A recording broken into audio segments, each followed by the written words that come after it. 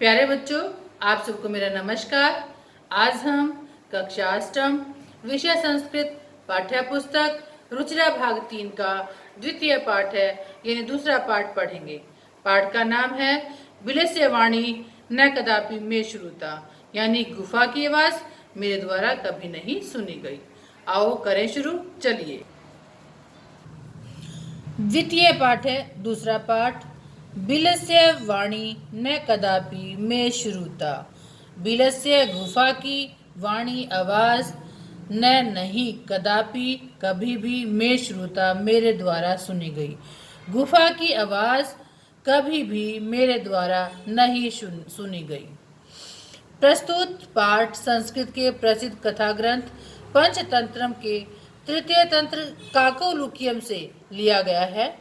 पंचतंत्र के मूल लेखक विष्णु शर्मा जी हैं। इसमें 5 खंड हैं जिन्हें तंत्र कहा गया है। इनमें गद्य पद्य रूप में कथाएं दी गई हैं, जिनके पात्र मुख्यतः पशु पक्षी हैं।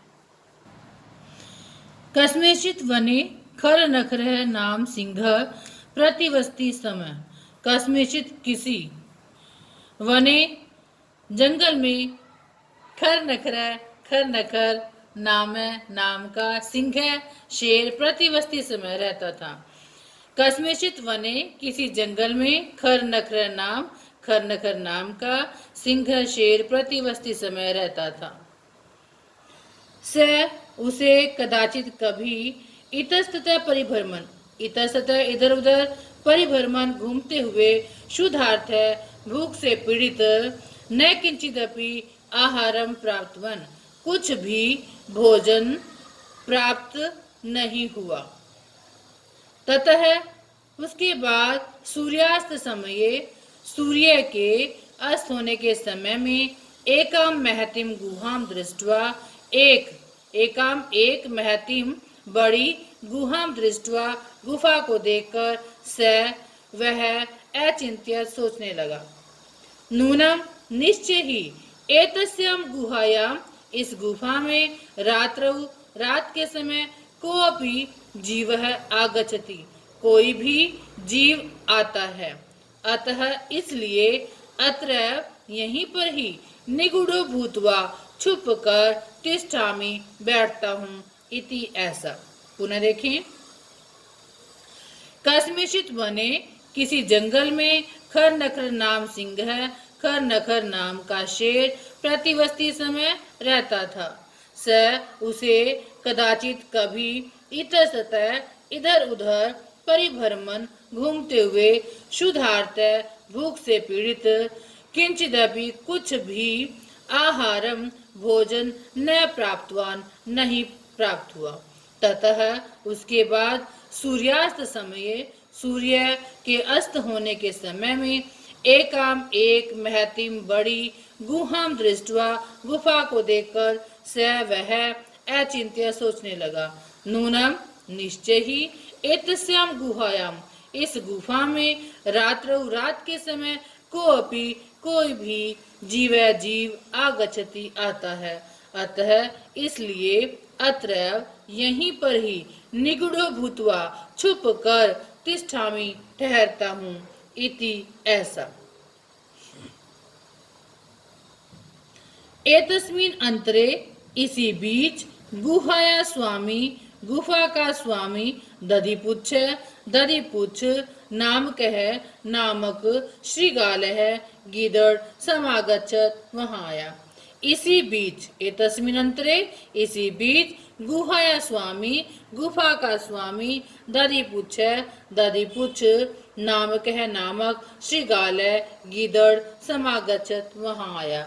सच और वह यावत जब तक या जहाँ तक पश्यति देखता है तावत तब तक सिंह पदति सिंह शेर के पद पैरों के पदति निशान गुहायां प्रविष्टा गुफा में प्रविष्ट होते हुए दृश्यते दिखाई देते हैं। न च बहिरागता च और बहिरागता बाहर आते हुए नहीं। क्या कहा उसने? एतस्मिन् अंतरे इसी बीच गुहाया स्वामी गुफा का स्वामी दधिपुच्छ नाम के नामक श्रीगालय गीदड़ समागच्छत वहां आया। सहच और वह यावत जहां तक पश्यति देखता है तावत वहां तक सिंह पद पदति शेर के पैरों के निशान गुहायाम गुफा में प्रविष्टा दृश्यते प्रवेश होते हुए दिखाई देते हैं। न च बहिरागता बाहर आते हुए नहीं। ये देखिए, ये क्या है? श्रृगालय है, गीदड़ है, ये दूर खड़ा है और ये गुफा है और गुफा में शेर के पैरों के छोटे छोटे निशान जो दिखाई दे रहे हैं। ये समझदार था गीदड़, इसने देखा कि शेर के पैरों के निशान जो हैं जाते हुए गुफा में दिखाई दे रहे हैं, लेकिन आते हुए वापस नहीं दिखाई दे रहे हैं। ठीक है, आगे देखिए। श्रृगालय अचिंत्यत, गीदड़ सोचने लगा, अहो अरे विनष्टोस्मि, मैं नष्ट हो गया हूँ। नूनम निश्चय ही अस्मिन बिले, इस गुफा में सिंह अस्ति, शेर है। इति तर्कयामी, ऐसा समझता हूँ। इति मैंने ऐसा, तर्कयामी समझता हूँ। अस्तिति है ना यहाँ पे, तो अस्ति जमा इति, तो क्या है यह? इति तर्कयामी, ऐसा समझता हूँ। तत् किम करवाणी, तो क्या करूं? तत् किम करवाणी, तो क्या करूं? एवं विचिन्त्य, ऐसा सोचकर। दूरस्थम रवम कर्तुम आरब्ध है। दूरस्थम दूर स्थित होकर, रवम शोर कर्तुम करना, आरब्ध है आरंभ किया। दूरस्थम दूर स्थित होकर, रवम शोर कर्तुम आरब्ध करना शुरू कर दिया। यानी क्या कहा? एवं विचिन्त्य, इस प्रकार सोचकर, दूरस्थ है दूर खड़े होकर, रवम शोर कर्तुम आरब्ध करना शुरू किया। भोबिल भोबिल, अरे गुफा, अरे गुफा, किम न समरसी, किम क्या, न समरसी, नहीं याद कर रही हो, यत की मया, मेरे द्वारा, तवया सह, तुम्हारे साथ, समय शर्त कृतो अस्ति, की गई है। अरे गुफा, अरे गुफा, किम न समरसी, क्या याद नहीं कर रही हो, यत की मया, मेरे द्वारा, त्वया सह, तुम्हारे साथ, समयो कृतो अस्ति, शर्त की गई है। यत की यदा अहम, जब मैं, बाह्यतः, बाहर से, प्रत्यागमिष्यामि, वापस लौटूंगा, तदा तब, तुम माम आकृष्यसि, मुझे बुलाओगी, मुझे पुकारोगी। यदि तुम माम न आहव्यसि, यदि तुम माम न, मुझे नहीं, आहव्यसि, बुलाती हो या पुकारती हो, तरही तो, अहम मैं, द्वितीयम बिलम, दूसरी गुफा में, या शामी, चला जाता हूँ। इति ऐसा। देखिए आगे। एतस्मिन अंतरे, इसी बीच, गुहाया स्वामी, गुफा का स्वामी, दधिपुच्छ नाम के नामक श्रृगालय गीदड़ समागच्छत, वहां आया। सच यावत पश्यति, सच और वह, यावत जब तक या जहां तक, पश्यति देखता है, तावत तब तक, सिंह पद पदति, शेर के पैरों के निशान, गुहाया प्रविष्टो दृश्यते, गुफा में प्रवेश होते हुए दिखाई देते हैं। न च बहिरागता, बाहर आते हुए नहीं, और बाहर आते हुए नहीं। श्रृगालय चिंत्यत, गिदड़ सोचने लगा, अहो अरे विनष्टोस्मि, मैं नष्ट हो गया हूँ। नूनम निश्चय ही, अस्मिन बिले, इस बिल में, सिंह अस्ति, शेर है। इति तर्कयामि, ऐसा मैं समझता हूँ, ऐसा मैं मानता हूँ। तत् किम करवाणी, तत् तो, किम करवाणी, क्या करूं?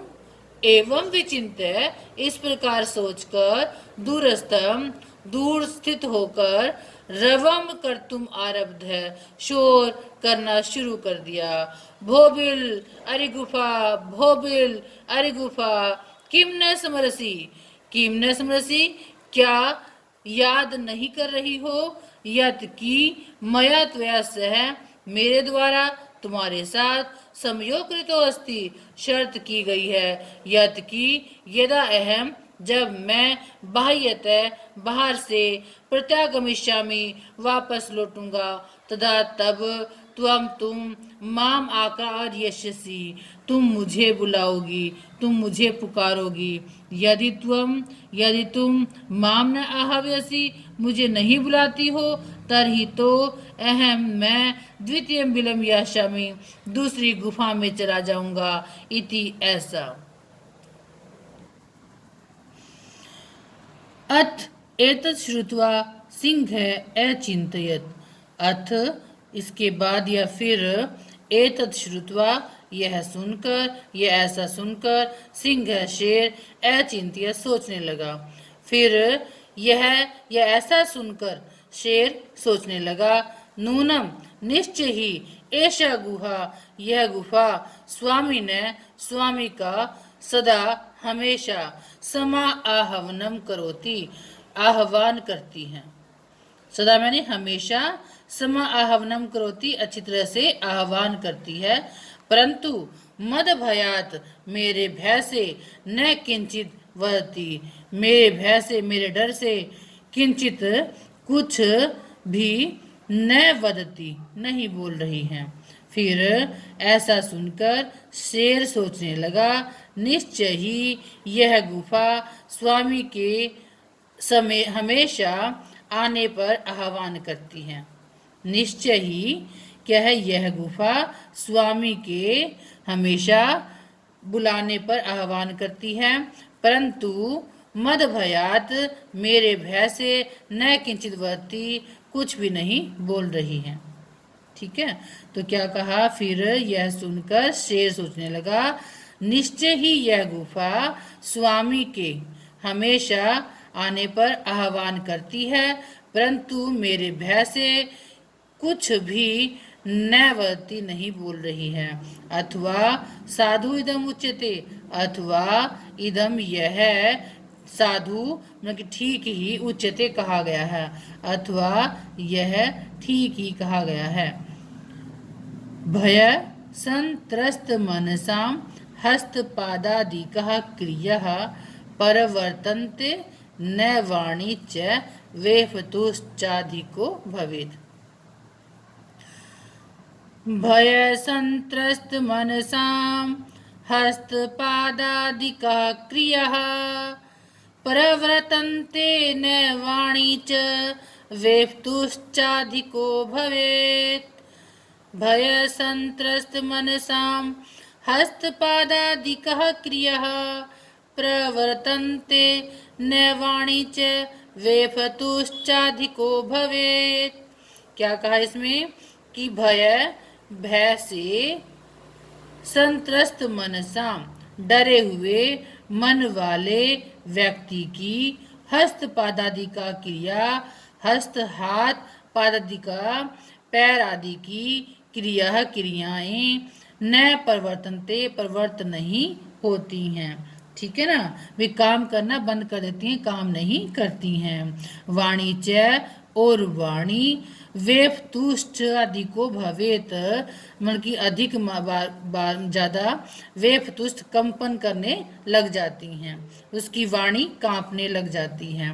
दोबारा देखें, भय से डरे हुए मन वाले व्यक्ति की हाथ और पैर आदि की क्रियाएं परिवर्तन नहीं होती हैं, यानी काम करना बंद कर देती हैं। वाणी च, उसकी जो वाणी है, अधिको वेपतुष्ट भवेत, बहुत अधिक कंपन करने लग जाती है या कंपन करना शुरू कर देती है। आगे चलें। तद अहम अस्य आह्वानम करोमि, तद तो अहम मैं अस्य इसका आह्वानम करोमि, आह्वान करता हूँ, तो मैं इसका आह्वान करता हूँ या इसको बुलाता हूँ। एवं इस प्रकार स बिले, वह बिल में प्रवेश करके, मैं भोजन भविष्यति, मेरा भोजन बनेगा। क्या कहा उसने, तो मैं इसका आह्वान करता हूँ, इस प्रकार वह गुफा में प्रवेश करके मेरा भोजन होगा। इत्थं विचार्य सिंहः सहसा शृगालस्य आह्वानं अकरोत्। इत्थम इस प्रकार विचार्य विचार करके सिंह शेर सहसा अचानक शृगालस्य गीदड़ का आह्वानम अकरोत् करने लगा।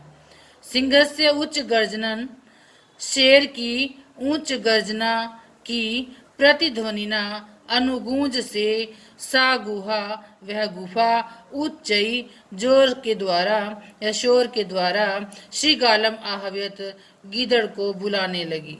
शेर की ऊंच गर्जन की अनुगूंज से वह गुफा जोर जोर से गीदड़ को बुलाने लगी। अनेन इससे अन्य भी पशुः दूसरे भी पशु भयभीता भवन डर गए भयभीत हो गए। अनेन इससे अन्य भी पशु दूसरे भी पशु भयभीता भवन भयभीत हो गए डर गए। श्रीगालो अपि गीदड़ भी ततः उसके बाद दूरम पलायमान दूर भागता हुआ इमम अपठत यह पढ़ने लगा।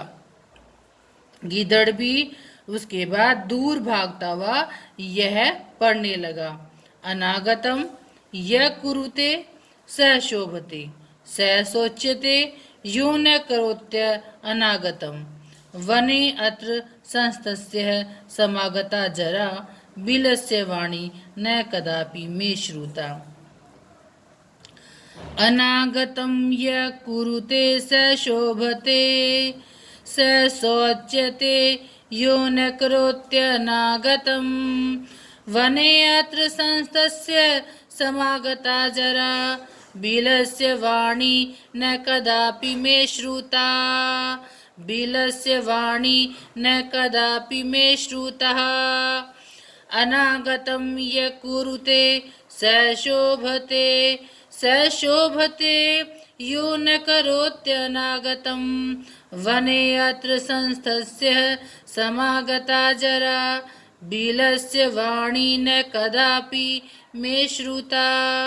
बिलस्य वाणी न कदापि मे श्रुता। क्या कहा इसने? अनागतम आने वाला जो संकट है वो यह कुरुते जो उसका समय पे समाधान कर लेता है, उसके बारे में विचार कर लेता है, स शोभते वह शोभा पाता है। क्या कहा? अनागतम जो ऐसी घटना भी नहीं घटित हुई है, आने वाली कोई भी दुख या संकट को यह कुरुते जो व्यक्ति उसका समाधान ढूंढ लेता है, उस पर विचार कर लेता है, स शोभते वह शोभा पाता है। स सोचते वह शोक पाता है। यह जो न करोति अनागतम जो आने वाले संकट या समस्या के समाधान को नहीं सोचता है, नहीं विचार करता है। स सोचते वह क्या है? शोक का भागी बन जाता है, दुखी होता है। ठीक है। क्या कहा? जो आने वाली जो व्यक्ति या मैंने जो व्यक्ति अनागतम आने वाले संकट या कोई दुख की घड़ी को पहले से ही सोच विचार लेता है, उसका समाधान ढूंढ लेता है, वह शोभा पाता है। और आगे देखिए, यह जो व्यक्ति अनागतम आने वाली बात के बारे में ना तो कोई चिंतन करता है, ना इसका कोई समाधान ढूंढता है, वह क्या है? सोचते दुख का भागी बनता है, यह दुख के योग्य हो जाता है। ठीक है। आगे देखिए, वने अत्र संस्तस्य समागता जरा। वने अत्र मैंने यहाँ, वने वन में, संस्तस्य रहते हुए, समागता जरा जरा मैंने बुढ़ापा, समागता आ गया। इस वन में यहाँ रहते हुए मुझे क्या बुढ़ापा आ गया। बिलस्य वाणी न कदापि में श्रुता में मेरे द्वारा बिल की या गुफा की आवाज कभी भी नहीं सुनी गई। मेरे द्वारा गुफा की आवाज कभी भी नहीं सुनी गई। प्यारे बच्चों, यहाँ पर इस पाठ की हिंदी समाप्त होती है और अब हम नेक्स्ट वीडियो में अभ्यास करेंगे। इसके बाद गूगल मीट करेंगे। गूगल मीट के माध्यम से आप जहाँ पर आपको कोई हिंदी समझ नहीं आती है, कोई संस्कृत शब्द समझ नहीं आता है, तो उसको आप उसके बारे में आप पूछ सकते हो और आपके कठिन शब्दों के अर्थ या कहीं जो आपकी समस्या आती है उसका समाधान किया जाएगा। और इसी के साथ आप इसको मैं कहना चाहूँगी, वीडियो को ध्यान से देखेंगे, सुनेंगे और उत्तर पुस्तिका पर जरूर लिखेंगे। ठीक है, थैंक यू।